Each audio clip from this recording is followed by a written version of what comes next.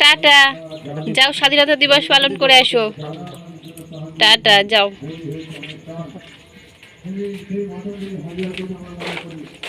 তো ওরা যাচ্ছে, আমি এখন জেঠিমাকে বলে আসবো ওই স্বাধীনতা দিবসে এক এক জায়গা থেকে ওর জেঠিমাদের একটা গিফট দেবে। তো সেটা কালকে বলে গেছিলো, আমি বলতে ভুলে গেছি। জেঠিমা বলো না, দেখো না এই বিড়ালটা না মারা গেছে সকালবেলায়, আমি দেখলাম। তো কি করে কি হয়েছে জানি না, কি বিপদ দেখো তো সকালবেলায়, মানে উঠেই দেখেই আমার মনটা খারাপ হয়ে গেছে। কি করে হলো এটা? মাটি দিতে হবে তো, একে কিছু একটা ব্যবস্থা করতে হবে। হঠাৎ দেখছি সকালবেলা মারা গেছে কিভাবে। আমার মেয়ে কিন্তু বিড়াল দেখে না খুব খুশি হতো। যাক, আমি জেঠিমাকে গিয়ে বলে আসি যে ওখানে যেতে বলেছিল কালকে, বলে বলে গেছে, আমি ভুলে গেছি বলতে।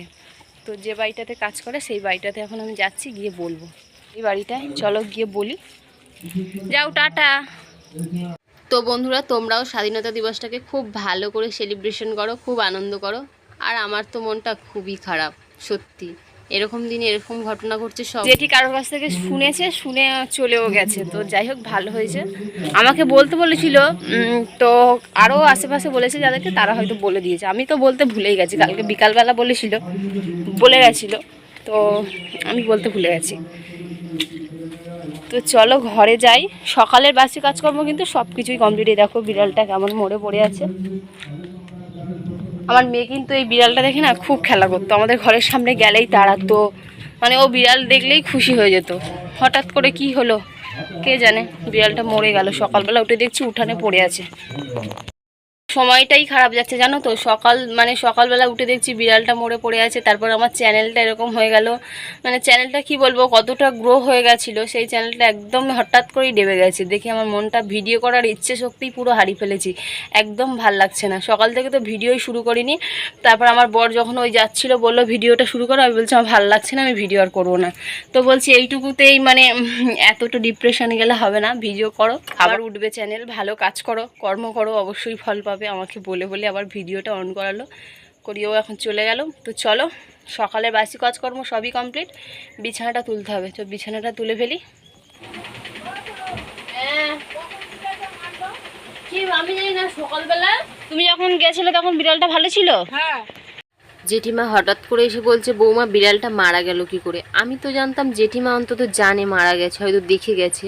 তো দেখছি না, জেঠিমা জানেই না। উনি কাজে থেকে এসে, ওই যে বলছিলাম না একটা গিফট দেবে বলে গেছে, তো কাজে থেকে এসে তখন 7টা বাজে এরকম।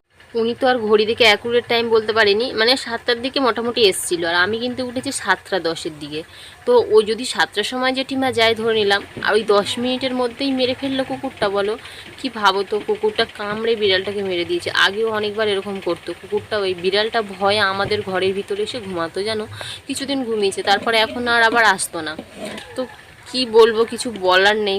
বিড়ালটাকে সবাই খুব ভালোবাসতো জানো। ওই জেঠিমা সবসময় মাছ ছাড়া মোটামুটি বিড়ালটা ভাতই খেত না। জেঠিমা মাছ শুকিয়ে রাখতো, যেদিন মাছ হতো না ওর জন্য সেই শুকনো মাছ ভেজে দিত, ও ভাত খেত। ভাবো কত যত্নে ছিল, বিড়ালটাকে মেরে দিল। সত্যি বাড়িতে কেউ ছিল না, সেই সুযোগটাই কাজে লাগিয়েছে কুকুরটা। কিন্তু কি করবো বলো, মারা তো গেছে। ওই মাটি দিয়ে দেওয়া হয়েছে।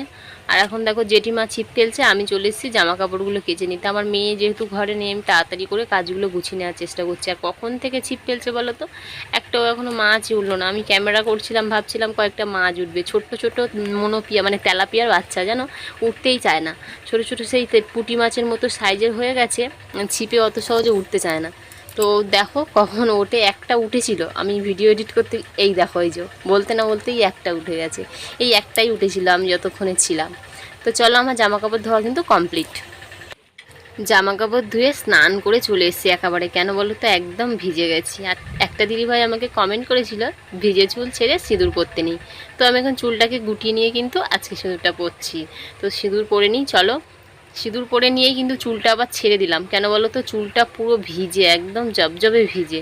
শ্যাম্পু করেছি তার জন্য পুরোটাই ভিজে, তাই ছেড়ে দিলাম আবার চুলটাকে। অনেকদিন পর সকালবেলা স্নান করলাম, বেশ ভালো লাগছে। সকাল সকাল স্নান করে নিলে না, মানে ফ্রেশ ফ্রেশ মনে হয়। সকাল সকাল স্নান করে নিয়েছি। আজকে স্নান করার কারণটা হচ্ছে ওই জামা কাপড় কাচতে গেছিলাম, গিয়ে ভিজে গেছে। তো ভাবলাম একেবারে স্নান করে নিই। আর বাড়িতে তো আমার বর মেয়ে কেউ নেই, তো ফ্রি আছি, তার জন্য তাড়াতাড়ি করে স্নানটা করে নিলাম। এখনও কিন্তু সকালের খাবার খাওয়ার জন্য আলু ভাজা টাজা কিচ্ছু হয়নি।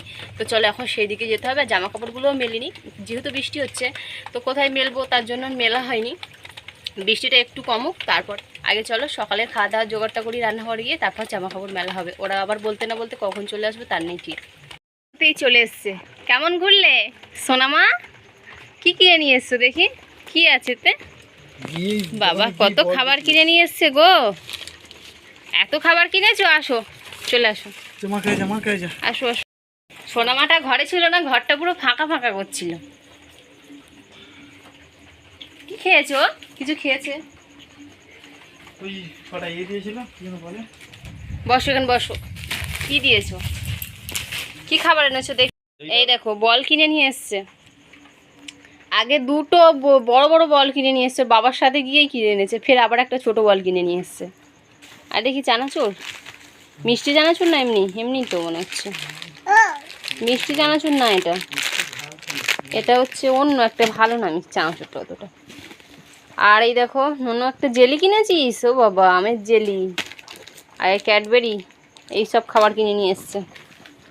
চলো পান্তা খাবে, চলো, কিছু তো খাওয়া হয়নি সকাল থেকে। জেঠিমা মাছ ধরছিল, তোমরা তো দেখলেই তো কি মাছ হয়েছে দেখো, অনেকগুলোই হয়েছে, কিন্তু ছোট ছোট সাইজ ধরতে অনেকটাই টাইম লেগেছে। একটা একটা করে তো উঠবে বলো, আবার আরো ছোট ছোট পুঁটি মাছের সাইজে, তারা কিন্তু ডিস্টার্ব করে, উঠতে চায় না, আর বেগার বেগার নিয়ে বেরিয়ে পড়েছি কুমড়ো ডাঁটা আনতে যাওয়ার জন্য। একটা জেঠিমাদের বাড়ি যাচ্ছি, ওই জেঠিমা বলেছে কুমড়োটা আনতে, তো এখন যাচ্ছি, চলো গিয়ে দেখি কি হয়। ওই দেখো গরু যাচ্ছে কুমড়ো ডাঁটা কাটতে।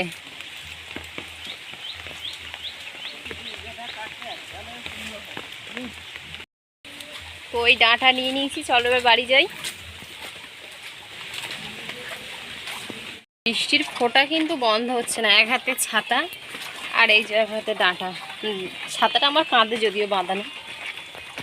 নিয়ে দেখো পুকুরে ভালো করে একবার ধুয়ে নিচ্ছি, কারণ কি বলো তো মাটিতে হয়েছিল না, তো একটু কাদা কাদা লেগেছিল, তার জন্য ডাঁটাটা পুকুর থেকে ভালো করে একবার ধুয়ে নিয়ে গেলাম। নিয়ে গিয়ে কেটে আর একবার ভালো করে ধুয়ে নেবো, তাহলেই হয়ে যাবে। তো চলো।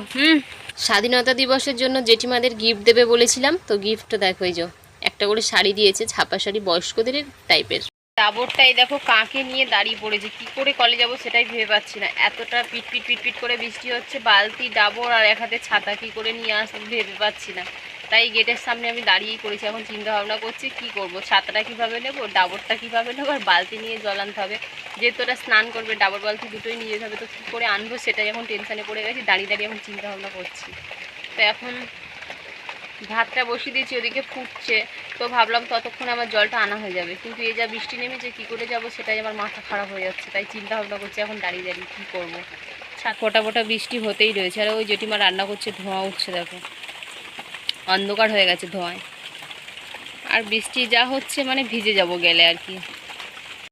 অপেক্ষা করে করে আর পারলাম না, বেরিয়েই পড়েছি ছাতা ডাবর বালতি নিয়ে। দেখো তোমাদের দিকে ঘুরে আবার দেখাচ্ছি, কাঁধে বাঁধিয়ে নিয়ে আসতে হবে, ভিজে তো একটু যাবই, স্নান করা হয়ে গেছে বলে, না হলে কোনো প্রবলেম ছিল না।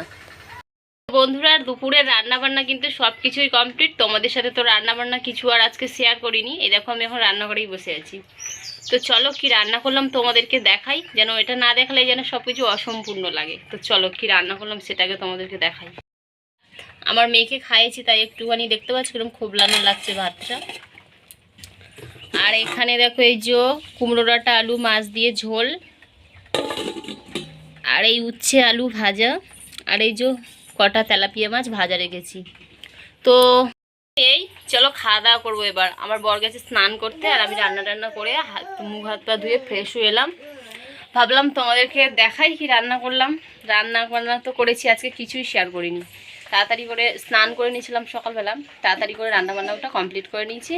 তো আমরা এখন দেখো খেতে বসে গেছি, আর আমার মেয়েকে আগেই আমি কিন্তু খাইয়ে দিয়েছিলাম, আর আমাদের খাওয়ার সময় ও কিন্তু বসে সব সময় ডিস্টার্ব করতে থাকে। আর ওই পাতের শশাগুলো দেখছো নিয়ে নিচ্ছে, একটু করে কামড়ে নিয়ে ফেলে দেবে, আবার দিয়ে দেবে, ওর বাবার পাত থেকে নিয়ে আমার পাতে দেবে, আমার পাতে থেকে নিয়ে ওর বাবার পাতে দেবে, এই করতে থাকে। তো চলো বন্ধুরা আজকের ভিডিওটা এই পর্যন্ত। যদি তোমাদের ভালো লেগে থাকে লাইক কমেন্ট শেয়ার আর সাবস্ক্রাইব করো। দেখা হচ্ছে নতুন একটি ভিডিওর সাথে। টাটা।